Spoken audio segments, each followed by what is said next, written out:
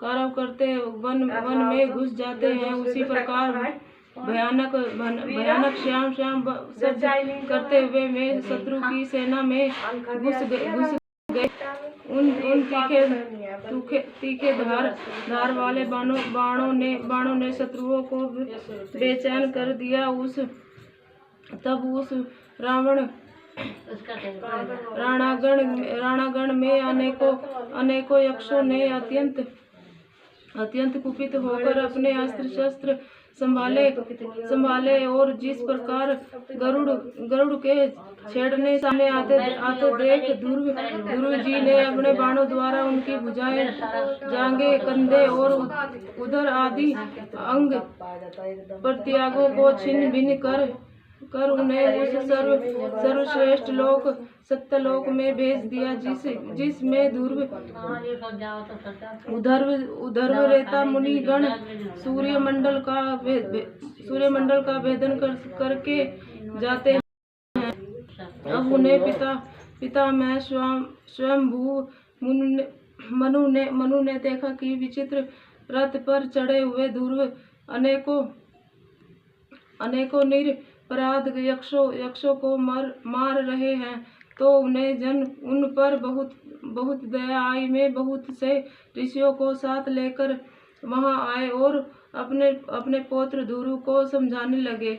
मुनि जी ने कहा, बेटा बस अधिक क्रोध करना ठीक नहीं, यही पापी नरक का द्वार है। इसी के वशीभूत होकर तुमने इन निरपराध यक्षों का वध किया है। तात तुम जो निर्दोष यक्षों के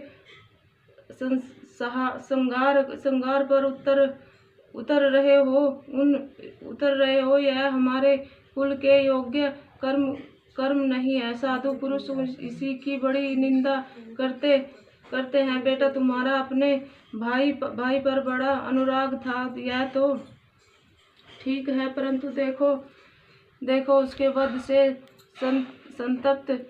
संतप्त होकर तुमने एक यक्ष के अपराध करने पर प्रसंगवश कितनों की हत्या कर डाली। इस जड़ शरीर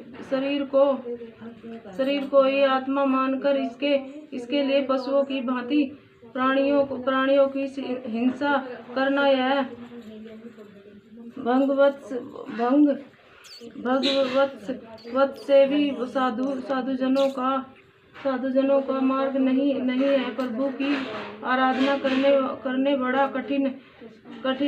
बड़ा कठिन है, परंतु तुमने तो लड़कपन में ही संपूर्ण भूतों के आश्रय स्थान श्री हरि के सर्वभूतात्मा भाव से आराधना करके उनका परम पद प्राप्त कर लिया है।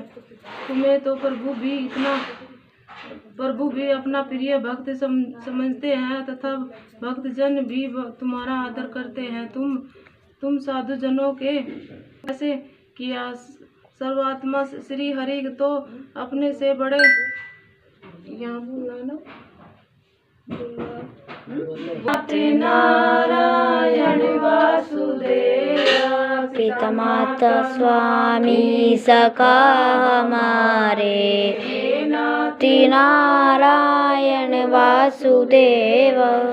पुरुषों के प्रति सहनशीलता, छोटों के प्रति दया, बराबर वालों के साथ मित्रता और समस्त जीवों के साथ समता का बर्ताव करने से ही प्रसन्न होते परमानंद स्वरूप ब्रह्म पद प्राप्त कर लेता है। बेटा, ध्रुव देहादि के रूप में परिणत होता है और फिर उनके पारस्परिक